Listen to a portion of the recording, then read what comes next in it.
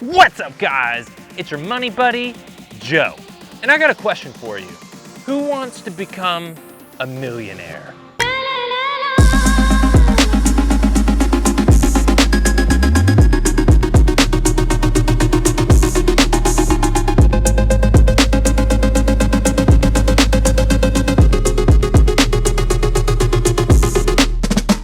Welcome back, buddy.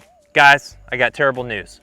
Regis Philbin, the host of Who Wants to Be a Millionaire, died at age 88. My family and I, we absolutely love that show. He was one of the best hosts of all time, and we're gonna miss him. And so, in his honor, today, we're gonna be talking about becoming a millionaire. First off, why would you wanna become a millionaire? Becoming a millionaire, in my opinion, should not be about the fame, the fortune, the nice cars, the fancy material things. What I think is awesome about becoming a millionaire is that you will more than likely not have to work again. You will have more time to pursue more of your passions, and you can be more giving of your time and of your resources to meaningful causes. If you can have $1 million in the stock market, then you can effectively pull out about 4% of that million at $40,000 a year, because the market on average gains about 7% every year. So you can pull out 4% without your $1 million going away. Well, that's cool and all, Joe, but there's no way that I can become a millionaire. I came from a broke family, I don't have a high-paying job like a doctor or a lawyer, and life is just too expensive to save up that much money. Hey, you hold your horses there, buddy. It may sound cheesy, but if you don't believe that you can become a millionaire, then more than likely, you will not become a millionaire. So let's get you believing. Believe. I'm gonna drop some stats on you like a hot tamale to blow up your millionaire myths. Many of these stats come from Chris Hogan's Everyday Millionaires.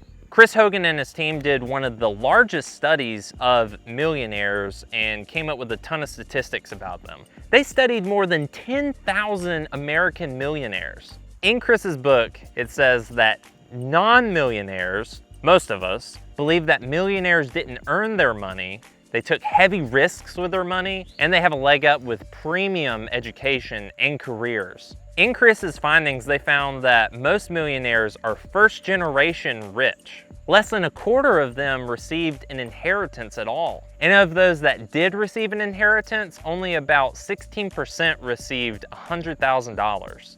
3/4 of all the millionaires surveyed said that anyone can become a millionaire with discipline and hard work. Millionaires don't just get lucky from risky investment moves. Most of these millionaires use a simple, low-risk investment strategy, often involving investing in low-cost index funds. This strategy is backed by Warren Buffett himself, the Oracle of Omaha, the CEO of Berkshire Hathaway, and one of the richest men in the world.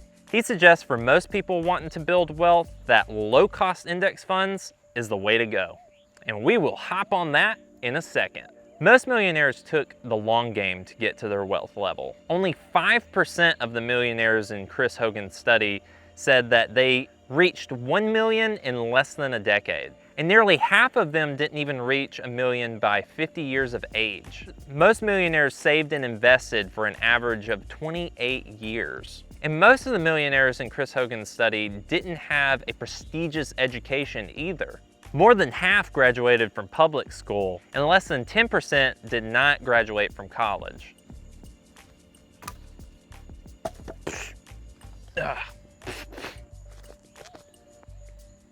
About 1/3 of the millionaires in Chris's study never had a salary over $100,000. And about another third of, so much smoke, why? And another third just made about $100,000 as their salary. So salary is a factor, but it's not the biggest factor in becoming a millionaire. Another reputable book that falls in line with Chris Hogan's study is an older book called The Millionaire Next Door. This book is awesome and I totally recommend it.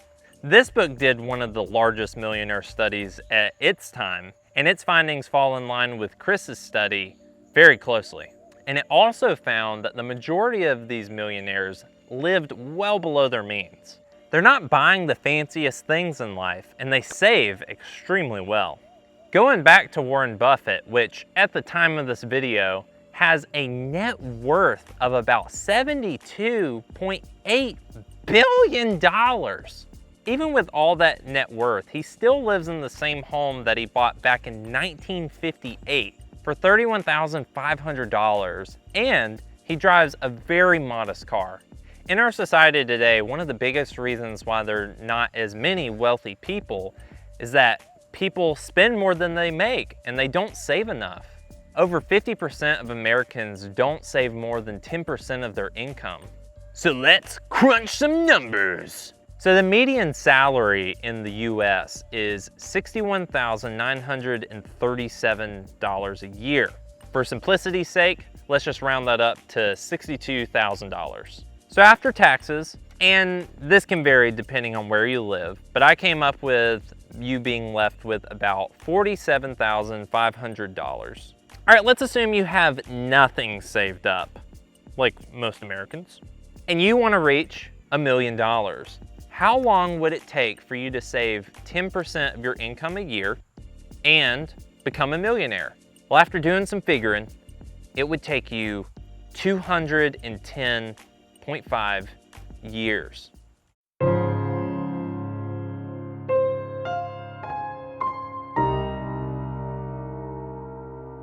That's a long time.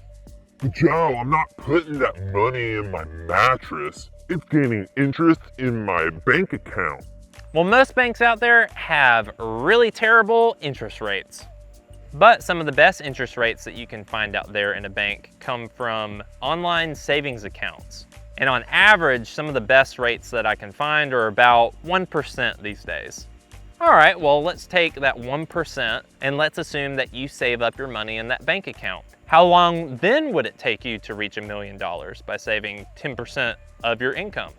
Well, you can cut that 210.5 years down to 114 years.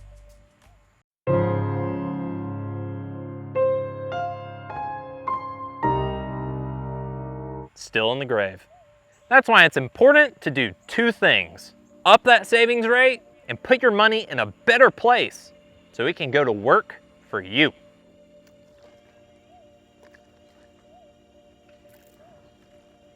If you up your savings rate alone to 20% instead of 10%, then you can reach that $1 million 42 years sooner. At that point, maybe at least you'd still be outside the grave.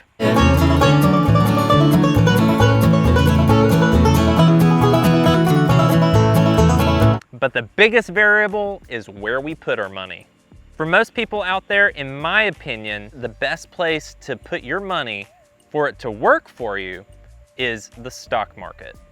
Most investors out there average about a 3% return in the market, but that's because they let their emotions get the better of them and they try to time the market and do speculative trades. Speculative.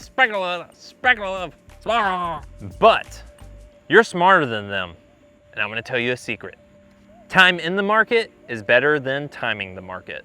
If you can ride the ups and downs of the market and consistently invest 20% of that $47,500, and with the average market gains of 7%, you can reach $1 million in 31 years. That means that if you can start that at 20 years old, you can reach $1 million by 51. If you start from 30, you can reach it by 61. And that will leave you with plenty of years to enjoy the fruits of your labor.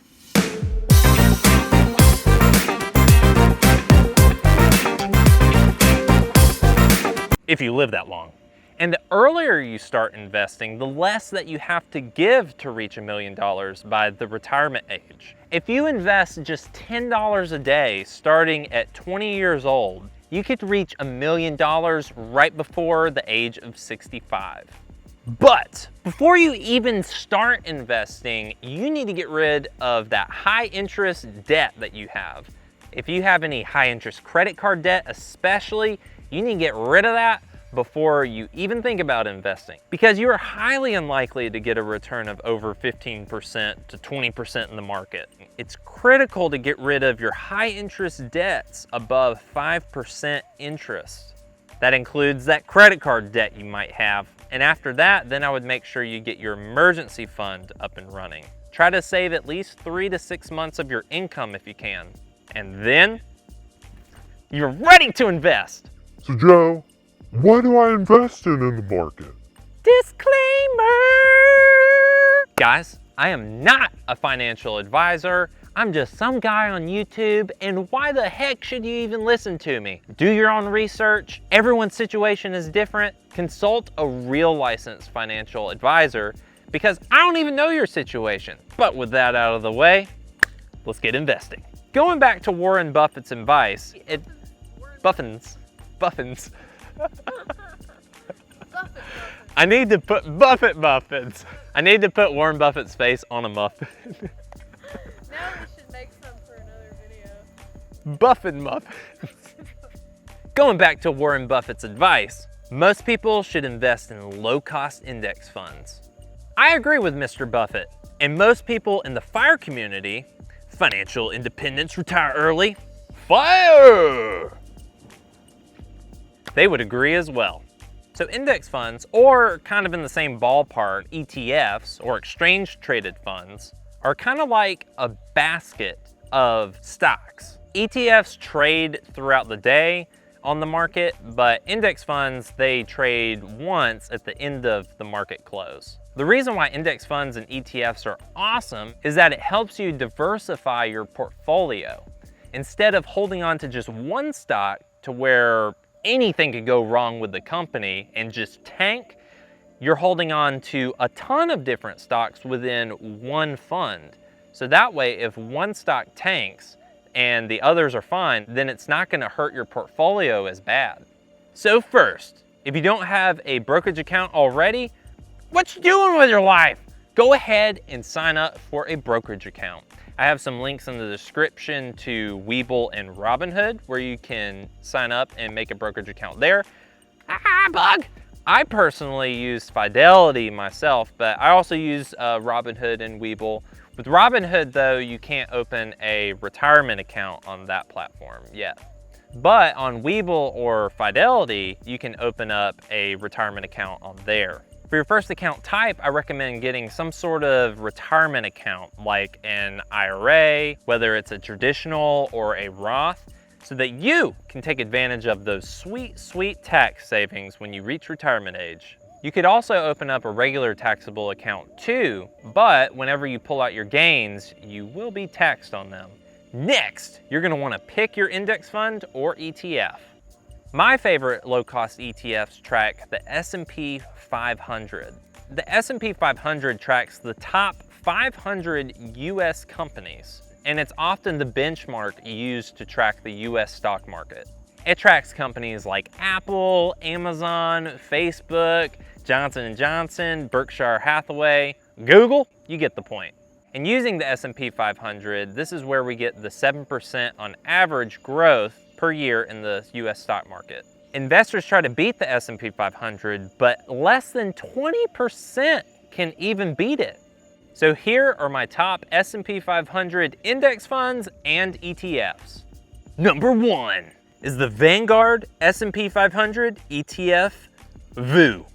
Not only is this fund awesome, but it sounds really fun to say. VOO! My second ETF choice is also equally fun to say. The ticker symbol is SPY, S-P-Y, and it is the SPDR S&P 500 ETF Trust. Number 3 is the Fidelity 500 Index Fund, or FXAIX. While the fees are super low, there's also a very similar fund called the Fidelity Zero Large Cap Index Fund, or FNILX. It has zero in the name because it has zero fees. To use the S&P 500 name, there's some licensing fees involved. So even though that this fund doesn't have 500 in its name, it's very similar to tracking the S&P 500. Number 4 is iShares Core S&P 500 ETF. or IVV. Number 5 is the Schwab S&P 500 Index Fund, or SWPPX. Any of these funds are a great choice for beginner investors. It's kind of like getting your starter deck of Pokemon cards. And while the starter deck is great, we'll get into some more booster packs to boost your investments in the future. And the best way I found to invest is to consistently invest regularly, whether it's once a week, once a month, once every quarter. There will be ups and downs, but over the past 100 years, the market has proven to keep climbing. And it's best not to time the market because we're emotional creatures. And if we pull out of the market when it's going down and people are scared, we're not gonna know when to hop back in when it starts going up.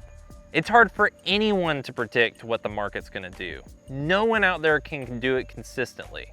Back at the Great Recession of 2008, when people were freaking out and pulling out their money, those people would have done so much better leaving their money in, and they would be sitting so pretty right now. If you are scared about investing in the market, just know that there's never been a 20-year period where the market hasn't had some sort of gain. There are on average way more up days than there are down days. And it is highly improbable for the market to just tank and go down to zero. There's like a 1 in 100 billion chance. But it could go to zero, I guess, if there's some giant asteroid that's gonna come and destroy the entire Earth and everyone pulls out their money and has maybe the biggest last party ever before we all perish in flames. And maybe that party will be at Aldi.